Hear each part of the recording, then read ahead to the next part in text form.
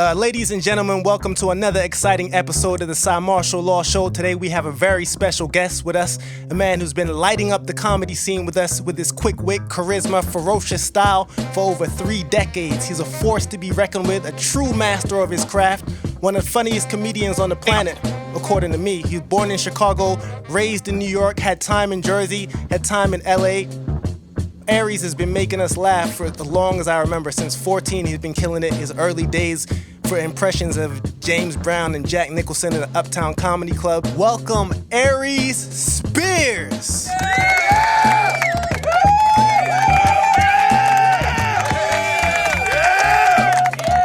I watched a bunch of your interviews. I didn't want to have the same ass questions that you had before. I watched your drink, chanks, joint, everything. So I just wanted to get straight into it and ask a question that I hadn't heard no one ask you before, brother. Well, before you do that, first off, let me give you a million apologies, my guy, because I know that we were supposed to do this a couple times earlier, but my schedule just got so crazy and so hectic that I kind of was tardy to the party. So thank you for your patience, brother. I appreciate you. No doubt. You're a legend. I was gonna be patient forever. I was it was all good vibes over here. I was like, I hope he killing it out in Canada. So brother, I appreciate that. So I got a question. So what goes through your brain when you hear this? Because he could be out robbing somebody or carrying a gun to school, but the brother's here to make you laugh. So make sure you give it up for my man Aries Spears. Yeah, that takes me back, man. That obviously was my television debut on Def Comedy Jam, and this was before Martin was Martin with the Martin Show. But I definitely knew who he was from Do the Right Thing and House Party. So to just be on something like that was groundbreaking for that time with such a funny leader in Martin Lawrence and a respectable tandem and Stan Latham and Russell Simmons it was powerful, man.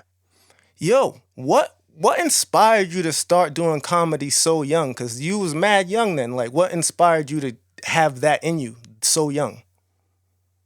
I was an 80s baby. So I grew up watching, Eddie Murphy on Saturday Night Live. And he was such a force to be reckoned with comedically.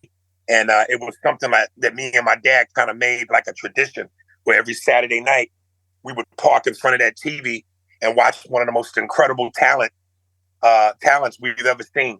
So in between that, and I remember the first stand-up I really saw was Delirious.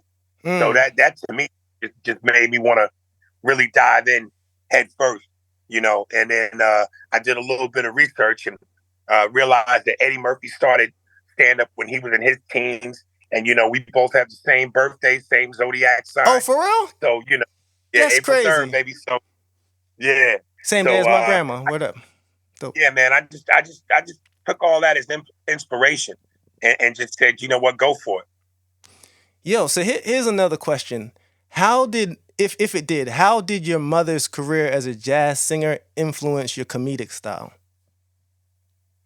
I never call myself a singer because I know I'm not by any means, not like Jamie Foxx. But I think I inherited some of that from my mother because while I'm not a singer, I can kind of sing. So I use that in my stand-up comedically in different ways. So I would say that's probably been the biggest influence. Word. Okay. So I know you had some time in North Brunswick, New Jersey. I went to middle school out there, and my older brother actually had some classes with you. I don't know if you remember. He said he used to call him England because he had just moved from England. But he said he used to have the class rolling. Was there ever a time you came across where you had like an encounter with a teacher that wasn't really feeling your jokes in class that actually had to see your success and you came across them in the future? Did that ever happen? I think there was one particular teacher, my woodshop teacher. But other than that, I was such a nightmare to deal with that I don't think any of them believed in me or liked me for that matter. Word. Yo, did watch a lot of your interviews, and I feel like not enough people talk about the high level of intellect that the best comedians have. And when I hear you sit Yeah. down and break down comedy, it's very clear to me that you have a superior intellect when it comes to comedy. You're super insightful, super intelligent. So that made me think about the question, who is the smartest person you know, and what's the greatest lesson that they taught you? One of the smartest people I've ever known has to be my mother. Mm-hmm. But I believe most mothers have that intuition and that intellect. Because a loving, great mother guides you and protects you, and basically is your Obi-Wan Kenobi. Mm-hmm. So I would say my mother personally, but comedically, I think the smartest comic alive is Dave Chappelle. Okay. So, is there funny in your family, or is it that solely you, or is that you got like funny uncles, or or like is it just you, or is there like a cousin that your family barbecues with that you crack with, like, or is it just solely you, or you got a funny family? Both my mother and father was funny. My mother was funny in a different way, more of a stern way, a serious way, Mm-hmm. where my father was just straight, was a straight clown. But they both were funny in their own right. So, kind of like the yin and the yang between them, I thought was a great mixture for me to grow up around. It's a good answer. I understand that. So I know that Nas is one of your favorite MCs, if not your favorite MC. I was thinking about, because I watched the Drink Champs interview, and I feel the same way about Nas. So I was thinking about his joints and thinking about you. Then I thought about his joint Dr. Knockboots, where he basically says his favorite parts of each female to make the perfect female. So if you had to do the same thing but for comedy, what parts of comedians would you take to make the perfect comedian? Oh, that's Dave Chappelle's wit combined with Patrice O'Neal's fearlessness and Mm. ferociousness. Uh, Bill Burr's truth, and Eddie Murphy's overall talent. Good answers. I love those. Yo, I seen you twice in stand up, and I've seen Tommy Davidson twice, and I seen Dave Chappelle once, and I know those are two of your favorite comedians because I listened to your interviews, brother. I don't be gassing people head up. Like you made me laugh harder or just as much as both of them. Just so you know, like you are on top of your motherfucking game. Like, and I appreciate you for that. Just so you know, like you're all the way up there. But Listen, man, I as a New Yorker, an alpha male, and an Aries, again, zodiac sign, fire sign. I can have my moments of supreme confidence that borders on cocky, but at the same time, I also believe in humility, because when you think your shit don't stink, life has a way of being funny and pulling the comedic rug from under you. So I'm mhm. saying that to say, in my most humble fashion, I thank you. I'll take it. I would never claim that, because I think those dudes are too. I think those dudes are gladiators, man. But I'll take it if that's what you want to give it. I'll Absolutely, take it. absolutely. Yo, how hard you had me falling out my chair, like. So yeah, you got that. You got that. I appreciate it. No doubt. Yo, if you could have any actor play your life in a movie, who would it be and why? Uh, I'd have to say Eddie Murphy, because I mirrored so much of my style and my swag off of Eddie, especially back in the days of Delirious and Raw. So I always kind of saw myself as a mirror image of him, and I can't think of nobody better that could do it, especially again from a comedic standpoint. Gotcha. If you did have an autobiographical movie, what would be the title of it and why? Um, Probably would be Still Standing, Mm. because I think a lot of people want to see me fail, and don't necessarily care for me because I'm brash and because I say some of the things I say. Which everything I do is always in the name of comedy. Now, Mm-hmm. whether or not I always succeed in the attempt, um, we could debate all day because, like Jordan says, through failure comes success. Right. So certainly everything I've tried to do comedically hasn't been what I wanted it to be. But, that's what you get when you take a shot. And Right. you have to take shots in this game. Otherwise, how can you win from sitting on the bench? Facts. What would you say is the biggest misconception about you? Is that, I'm difficult and, I'm an asshole. I'm very direct. I've always been that. And I have a short patience for bullshit. I'm extremely blunt and honest, and that comes with a price. And sometimes, a lot of times, especially in this business, people don't do self-investigation. It's like high school. They go off of what they hear and they run with that instead of taking the time to actually invest in themselves to see if what they heard is true. Right. So, my guy, I read a lot of autobiographies. It's my favorite type of book. And when I hear you talk, like I said, it's clear to me because I read these books how smart you are. Yo, have you ever thought about writing your own autobiography? I feel like that's something that the people probably need.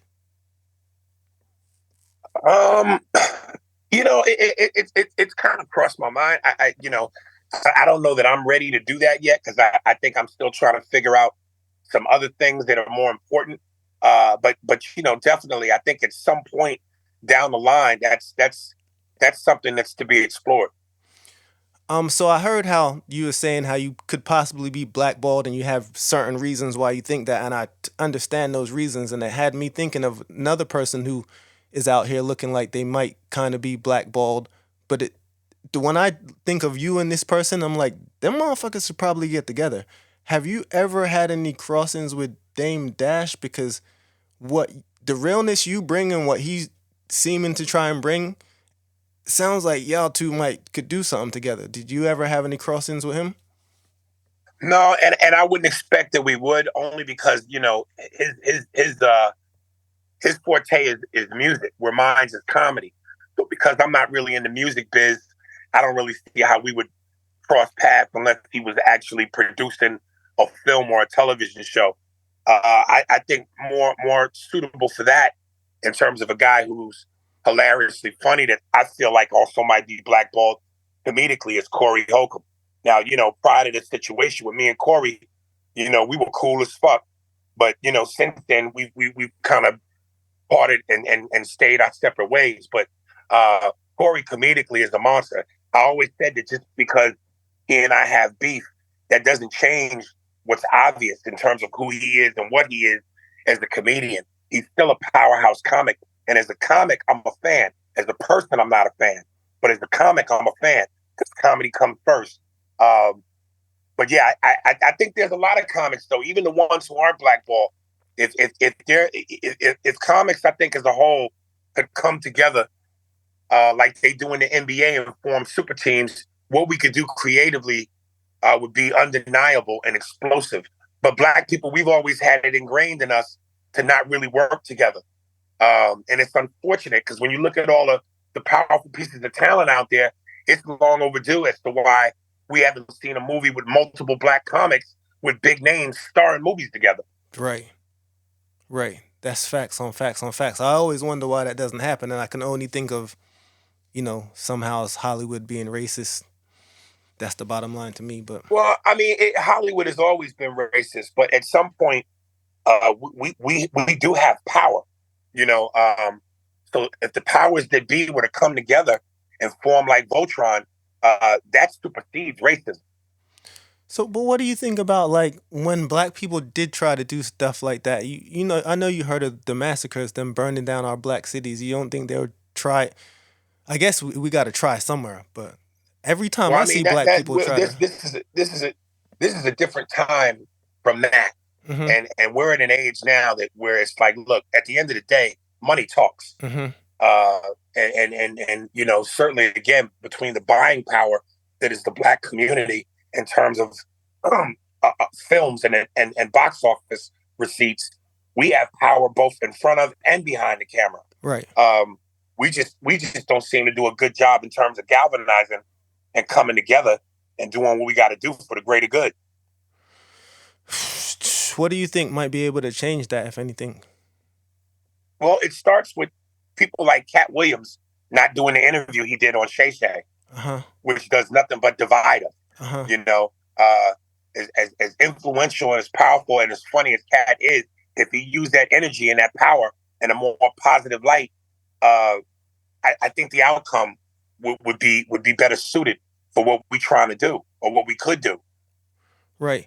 Do you think maybe comedians don't do it because of the competition? Like they feel because of the competition. But competition against whom? You know, again, I don't want to get too deep, but this is the number that slavery has always played on Black people. Right. You know, so when white people tell us to get over it, what they don't understand is that this is a deep history that has been sewn into the very mental fabric of who we are. Right. You know, it's to be envious of one another and jealous and not stick together. And, you know, it's field Negro versus house Negro. It's light-skinned nigga versus dark-skinned nigga. Right. It's good hair versus nappy hair. Right. You know what I mean? So that's just always been ingrained in us since then. It's to hate each other instead of working with each other. Right. You ain't said nothing but the truth. So, back to my questions. I kind of steered off. What's the most memorable feedback you ever got from a fan, if any? You know, after a while, it all is just, you know, powerful love, man. Mm-hmm.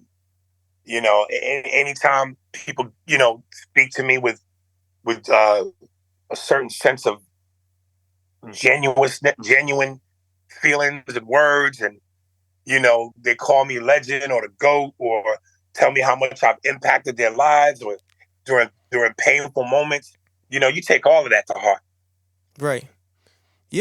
So speaking about you being a legend, I started thinking about, you know, your time in Jersey. Another question I had that popped into my head the other day. Have you ever had a crossing with, because from Brunswick, as far as I can think for like our culture, you are the biggest thing to come out of here. The only other person that I thought that might be on that level is Tim Howard, the USA goalkeeper. Absolutely. You know what? I've said that to myself all the time. Tim Howard. And the funny thing is, I was never really, because we were in different grades, but I was never really, my dealings with Timmy were never that much. It was more his brother Chris. Because we were in the same grade, in the same group. So to this day, I know Timmy knows me. I know Timmy, but I've never seen him since childhood. So it'd be interesting if I could bump into him. Right. Yeah, it would be. I would love to hear y'all have a conversation. That would, man, if you could get him on your podcast, that would be the shit right there. I don't know how that can happen, but let's put good positive energy out into the universe to make that happen.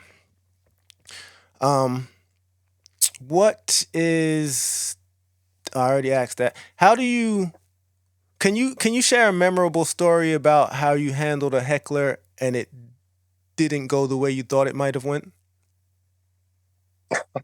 There's been plenty of those, and they mainly deal with women, where, you know, and it's never been a case of I couldn't handle the heckler couldn't handle me. So when I say what I say, the way that I say it, I've had everything from ketchup bottles thrown at me, pitchers of beer, women trying to approach the stage, dudes wanting to fight me after the show. So, you know, but that's part of the business sometimes. Right. Damn. What's the most unexpected source of inspiration you found for your comedy? I don't know that there's anything necessarily inspirational. I think the thing that puts my mind at the most relaxed state so that I can think about comedy is, you know, those times when I wake up in a hotel and it's just, you know, the shades are drawn, the TV's off, there's no lights. And I just lay in the bed in complete darkness and silence and allow myself to think. Mm-hmm. How do you handle the highs and lows of a career in comedy? Weed and vodka. What's your favorite type of weed? I don't smoke as much as I used to.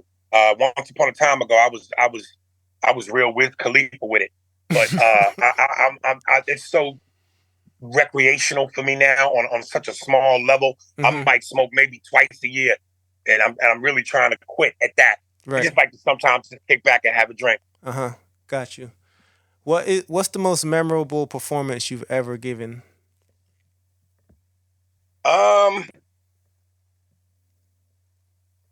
dude, that's like asking Jordan what's his favorite game.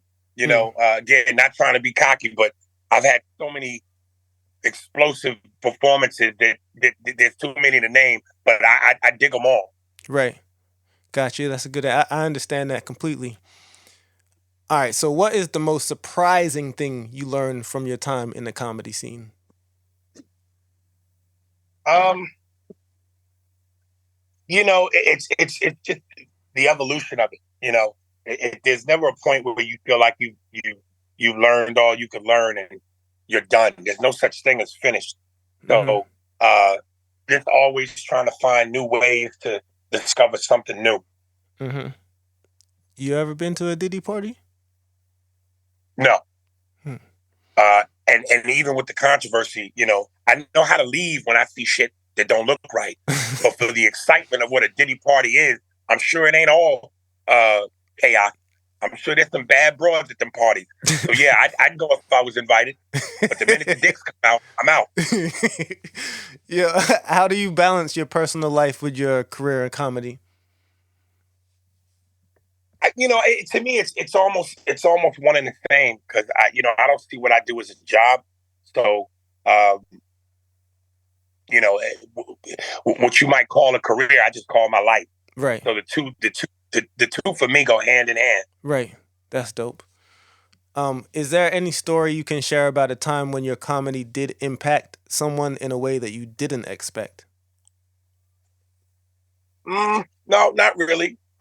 Because everybody comes to a comedy club with the intention to laugh. So going in what they want, and I know going in what I want to get from them. So it's a marriage. So nothing would surprise me in that sense. Because why else would you be there other than to enjoy what I have to give you, and vice versa? Got you. Do you have a favorite movie? Man, dude, again, that's a hard question because there's so many. I'm like most people. Most people are fans of movies, and I'm a movie connoisseur. So it's hard to say what my favorite is because I just got too many I love. That's cool. So coming down to pretty much the end of my joints, just a couple more questions. If you could give advice to a younger you, what would it be? Learn when to shut the fuck up. You don't always have to say everything that's on your mind. I'll take that. I remember one time I had a dinner with Chris Rock. Long story short, I was trying to get him to possibly produce something that I wanted to do. And at the end of the dinner, he said, "Look, man, I can only give you 3 pieces of advice. Keep writing, try to be as funny as you can, and don't piss these white folks off." Words to live by. Words to live by. I think that's everything. I mean, well, I kind of want to ask you what you think about the whole Drake Cole Kendrick beef. I'll be lying if I didn't want to know your opinion on that. Man, I'm 49 years old, so my knowledge of rap, I'm old school. I'm what they call an old head. So I don't really, if it ain't from my era, which is the 90s and the 2000s and maybe even the 80s, I don't fuck with these new cats, man. I don't stay on top of all the new hip hop news. It's just too young for me. I'll take it. Man, yo, Aries, I think that's everything. You've been a great guest, like the best. Like, I really appreciate this. Like, I really appreciate it. You know how you was like, how you met Nas and you was like, yo, nigga Nas. Yo, you up there for me like a comedian. So to have this conversation with you is like, you made my day, brother. So listen, man, like I said, dude, a million apologies. I thank you for your patience because I know some dudes would have been a little upset. But thanks for bearing with me, man. And I'm sorry I was tardy, but my schedule. was just fucking bananas, man. No doubt, no doubt. It's all good, brother. Is there anything you want people to know? That's anything before yeah, check out my podcast. It's called Spears and Steinberg. It's available on all streaming platforms. Y'all can always slide in my DMs and my Instagram under Aries Spears. I'll chop it up with you, send you the links. Also check out my YouTube channel, Spearsberg Pod, SpearsBergPod. Hit like and subscribe. And whenever I talk about the podcast, I tell people, man, hey, listen, I know it's like over 500 episodes. It could be a little intimidating, but start from the beginning and go in order, because it matters in terms of context, characters, callbacks, jokes. And it's like watching a sitcom in season 1 where you see the family and you get to watch the kids grow from being kids to teenagers and young adults. If you watch it or try to listen to it out of order, you're doing yourself a disservice. Binge, people, I always say it's like masturbation and potato chip. Once you start, you can't stop. Yo, Aries, I appreciate it, brother. I hope you have a safe time out there in Canada. Hope you get home safely to your family. Yo, brother, we appreciate you. We're super proud of you. Keep killing it out there, brother. I hope the clouds open up for you. Yo, blessings, brother. All love, my guy. Thank you, dog. No doubt. Peace. One love.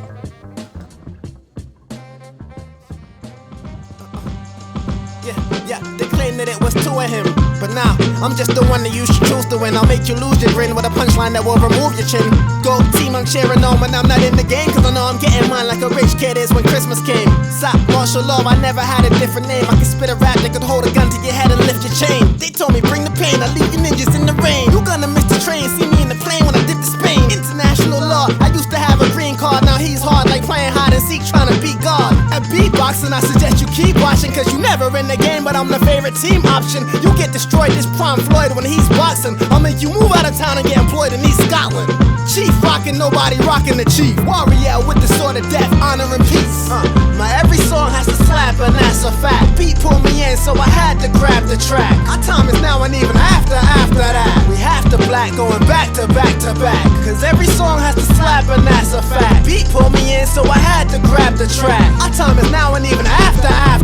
My hustling flow, wool buckle a foe. Word searching, trying to solve the puzzle to blow. You fall nose running cause it's covered in snow. Trying to grab the mic, talking about you busting the flow. Watch this next flurry, I got the best worry. Big season, Kim said it's time to get money. We Splash Brothers, not Clay and Steph Curry. This the school of hard knocks. You ain't take the test, dummy. It's a new day, new challenge. You gassed up a few gallons, passed up Jordan, spend my cash up on New Balance. I've been a threat, fuck all the capping on the internet. Make no mistake, I'm here for the cash and the gingerbread. Mad nice, black belt poems, don't take no advice. If the cash right, say less, don't have to ask twice. Pass mic and watch me get darker than last night. Is why you punks is sweating and clenching your ass tight. I'm here still in thunder, revealing blunders. Won't follow nobody unless I know what he is under. You be the prey, but I'd rather be the hunter. The industry is fixed and be bleeding brothers. Running game, cheating suckers, thieving fuckers. Too many flavors, so the streets they love us. Too many rhymes and beats too deep to touch us. We rule anytime you too weak to run us. We have to black going back to back to back. My every song has to slap and that's a fact. Beat pulled me in so I had to grab the track. Our time is now and even after that. We have to black going back to back to back. Cause every song has to slap and that's a fact. Beat pulled me in so I had to grab the track. Our time is now and even after that.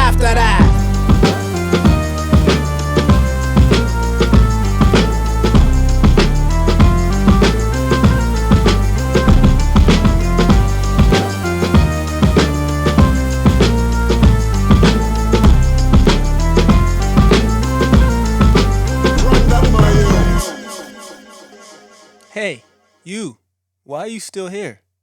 The show's over. Go home. Go live your life. We love you. Cymarshall Law.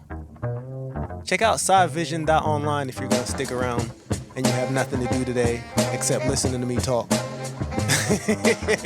I'm joking. I'm kind of serious though. hiphopintheflesh.com or cyvision.online. I'll see y'all soon. Peace, love, and positive energy, and I'm out like that. One.